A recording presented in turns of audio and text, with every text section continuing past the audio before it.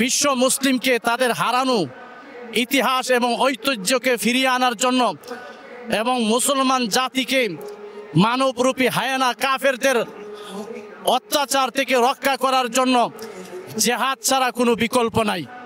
এক নম্বর, সারা বিশ্বের মুসলমানকে, বিশেষ করে বিশ্ব মুসলিম রাষ্ট্রের শাসক যারা আছে তাদের উপরে বর্তমান এই সময়ে প্রত্যেকটা শাসকের উপরে সশস্ত্র ইসরায়েলের বিরুদ্ধে জিহাদে ঝাঁপিয়ে পড়া ফরজ হয়ে গেছে।